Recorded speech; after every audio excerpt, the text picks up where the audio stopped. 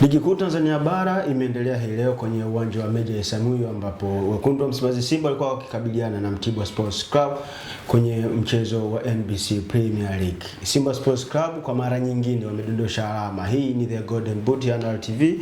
Tunakuja kuangalia kile ambacho Simba Sports Club walikuwa wakifanya uwanjani na namna ambavyo Mtibwa Sports Club walivyokuwa wakifanya uwanjani. Niko na Leopard John. Leopard.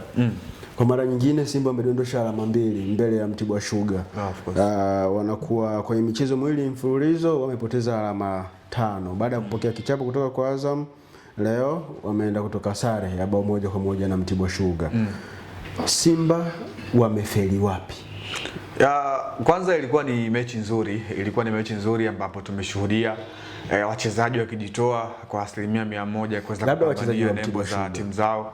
The same tumeshuhudia pia mbinu za makocha zilikuwa zinafanya kazi, Steven Becker pamoja na Yusuf Chipo kwa upande wa Mtibwa Sugar.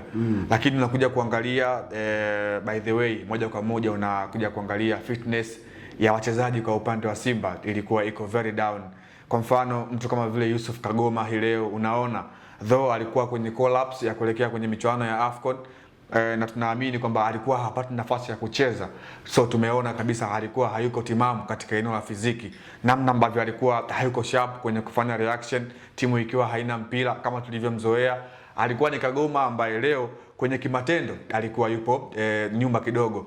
The same unakuja kuangalia katika eneo la kushambulia, Simba changamoto kubwa ipo katika kuchange nafasi ambazo wanazicreate kuweza kuwa mabao. Zaidi ya nafasi 15 Simba ameweza kucreate hii leo. Lakini imekuwa ni end product mbaya kwa maana kwenye hizo 15 ambazo amezicreate unakuja kuangalia moja pekee ndio ambao limeweza kuzaa bao. So it's like a mistakes. Na hapa kocha hawezi kulaumiwa kwa maana kocha yeye ameshamaliza kazi zake katika uwanja wa mazoezi. Ameshaweka mikakati yake kuelekea mchezo husika na combinations baina ya wachezaji na wachezaji. Kilichobakia ni players wao wenyewe kuweza kutimiza mwalimu kile ambacho amewaelekeza katika uwanja wa mazoezi. Hii leo Mtibwa Sugar walikuwa bora kwenye kila eneo na ni wazi Mtibwa amekuwa na mechi nzuri zaidi ya Simba kwenye mchezo wa leo. Tazama katika eneo la midfielder namna ambavyo mwalimu Yusuf Chipo na Awadhi Juma walivyoweka mkakati wa kuitawala Simba Sport Club.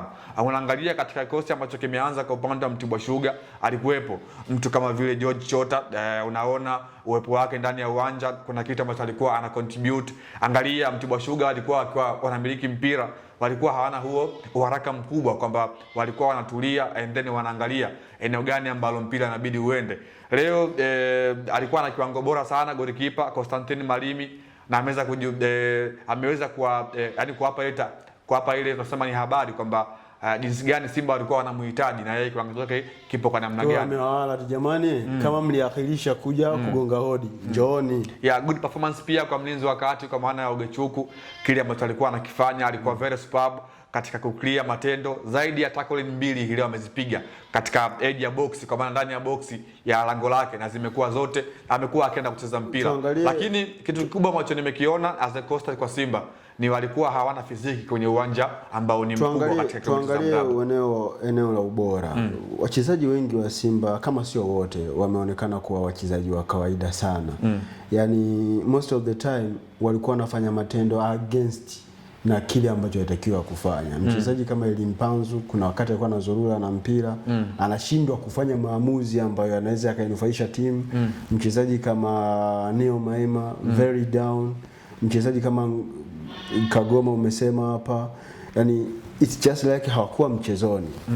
Inawezekana kuna kitu ambacho sisi hatukifahamu kinachoendelea ndani ya Simba kilichowafanya wachezaji kuwa down kwa kiwango hiki au kusimama kwa ligi kwa muda mrefu. Ni hali iliyopelekea Simba kuwa down au ni mbinu za mwalimu bado hazijaeleweka. Kati ya hivi vitatu ni kipi ambacho nadhani ni sahihi kilichopelekea matokeo haya waliyopata Simba leo? Kwanza ni ushindani wa ligi. Ni wazi kwamba ligi kuu ya NBC imekuwa ni tofauti na ligi ya Mapinduzi zewe ambavyo tumekuwa tunashuhudia, kwa maana testi ambayo Simba alikuwa anaipata katika michuano ya Mapinduzi, ukiondoa mchezo wa Azam ambao huu tunasema kidogo alipata ugumu katika eneo la kucheza, timu nyingine ambazo walikuwa wanacheza nazo kwa mfano Fufuni, Mwembe Makumbi, zilikuwa sio timu ambazo zinaweza zikamchallenge Simba. Lakini hii leo Mtibwa Sugar wamefanya kitu fulani hivi kama vile kwa surprise Simba katika eneo la kucheza, na hii ndio maana ya ligi nambari 4 kwa ubora barani Afrika. Imekuwa na matokeo ya kushangaza na kustajabisha.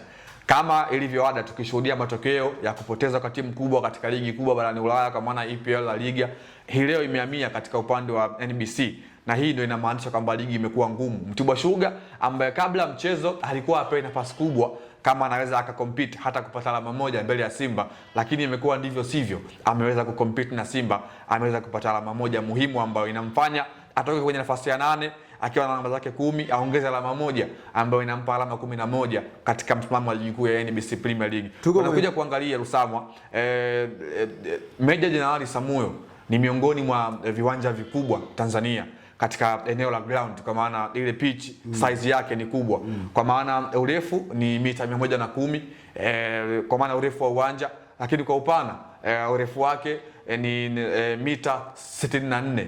Lakini katika uwanja Benjamin Mkapa ama viwanja vilivyokuwa vingi, urefu unakuwa ni mita 105, lakini katika ule upana wa uwanja unakuwa ni mita 68.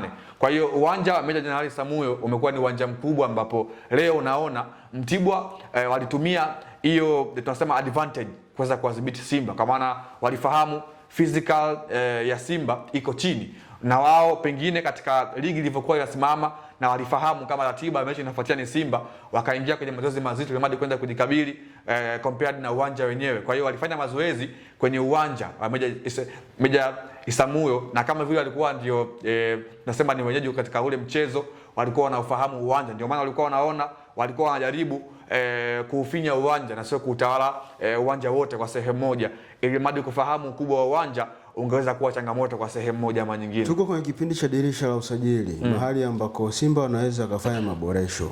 Kwa namna ulivyoiona Simba wanacheza, ukipewa neno la kushauri, ni eneo gani Simba wanapaswa kuongeza mchezaji? Of course Simba bado hawana ile tunasema ni number 10 ambaye ni kila wene anakuwa na mpira, kwamba anakuwa na tafakuri katika kuamua kwenye decision making. Tumeona hii leo Steven Becker alikuwa ameanza na viungo wawili ambao wana sifa hiyo ya kushambulia kutokea katika eneo la katikati, kwa maana ya Neo Maema, lakini pia Mohamed Bajaber kabla ya kuumia dakika ya 19 ya mchezo, I think dakika 11 ilikuwa yeah, of course dakika 11. So unaona hao wote walikuwa hawafanyi kazi yao kwa ufanisi mkubwa. Kidogo alivyoingia Morris Abraham katika dakika ya 70 ya mchezo, na I think kuna kitu ambacho alikuja kukiongeza kwenye timu, kwa maana kasi, creativity katika lile eneo. Kwa hiyo Simba hawana mtu ambaye ni creativity katika eneo la mwisho la timu pinzani, kwa maana yule namba 10 ambaye anaweza akawa na ubunifu mkubwa wa kupiga pasi za mwisho, zile kila pasi ambazo atazipiga nyuma ya migongo ya timu pinzani na zenye madhara kwa sehemu moja ama nyingine. Tulikuwa tunazungumza juzi kwamba Simba watakuwa wanaishi katika kivuli cha chama, ama viungo wote ambao watakuwa wanakuja katika klabu ya Simba watakuwa wanauishi uchama ule ambao alikuwa anakifanya ndani ya klabu ya Simba. Ni wazi Jean Charles Ahoua ameondoka, ambaye yeye kwa 100% kwa tunapa 75% alikuwa anafanya hiyo kazi, japokuwa msimu huu amekuwa na ups and downs nyingi, lakini kuna contribution ambayo alikuwa anaitoa kwenye klabu ya Simba katika hilo eneo. Na leo Mwalimu Steven Becker pengine aliona tofauti ambavyo wengine tuliona, akaamua kuanza na Morris Abraham nje, pengine fitness levels, kwa maana tumefahamu ametoka katika mchezo mgumu wa AFCON ya of course nchini Morocco, hata kama akiwa sehemu ya bench asema ametoka kwenye mechi ngumu, the way ambayo ile feeling ya mashabiki kwa sehemu ya wachezaji walikuwa zidi ya Morocco, uwanja ulijaa bench na Morocco unachoka. Yeah, of course ile tunasema ni ile pressure mentality, anakuwa yuko hofu. Ndio maana tumeshuhudia leo Kagoma kimatendo alikuwa yupo down so ndio maana nimesema pengine alitambua hilo na akaamua kumweka bench. Leopard, Simba kuna binadamu anaitwa Nabi Kamara. Simba wameshafahamu jinsi ya kumtumia yule mchezaji. Ya Nabi Kamara ameonekana ana energy kubwa, kwa maana leo ukiangalia alikuwa anagusa maeneo mengi kwenye kiwanja, kana kwamba ana tenki la kutosha. Utamuona katika upande wa katikati mwa uwanja, kulia, kushoto, chini, juu, alikuwa anagusa kwenye hayo maeneo. Ni mchezaji ambaye anaonekana ni versatile player, na amekuwa ni mchezaji ambaye energy yake ndio silaha yake kubwa. Lakini unaangalia leo Mwalimu Steven Becker aliamua kumtumia katika eneo la midfield, akiweka pacha na Yusuf Kagoma, lakini baadaye alivyomuingiza bwana mdogo Vedatus Masinde, uliona Nangu kama vile akaswitch kushoto and then Nabi Kamara akawa na uhuru wa kufanya versatile players kutoka kushoto na katikati. Hiyo ikawa imebadili style ya uchezaji katika klabu ya Simba. Lakini Nabi Kamara ni miongoni mwa wachezaji wazuri ambao Simba kama wakimtafutia mbadala wake, kwa maana bado Simba wanakosa yule namba 6 ambaye anaweza akacheza kama ambavyo alikuwa wanacheza kina James Kotei, lakini pia tumeshuhudia kina Tadeo Ruanga, bado kwa wakati huu hawana huyo midfielder wa. Lakini yote kwa yote Simba ni wazi unapopoteza alama ikiwa bado mapema unakuwa unauacha mbali ubingwa. Yaani ni kama vile Simba sasa ukiwa unaenda baharini au ziwani, ukiwa unatoka, unapozidi kutembea ndivyo ambavyo bahari unaiacha ama ziwa, na Simba jinsi ambavyo anaendelea kudondosha alama ndivyo ubingwa anazidi kuuacha. Simba wanapozidi kudondosha alama ndivyo ambavyo wanapozidi kusogea mbali kutoka mahali ambako ubingwa ulipo. Hii ilikuwa ni The Golden Boot, tulikuwa tukiangalia kwa kina kile ambacho wekundu wa Msimbazi Simba wamekifanya kwenye uwanja wa Meja Jenerali Isamuhyo. Kama chama mnaona analipa, kama chama mnaona bado ana jambo la kuwasaidia, rudini tumpige goti, muombe radhi yaishe, aje wasaidie. Sipo yule kweli zote. Hakuna penetration pass iliyotengenezwa kwenye mchezo wa Simba Sports Club. Maybe kale kapasi kamoja tu alikokapiga Musa Abraham. Till next time, niite Msamo Msimu, nilikuwa na Leopard John.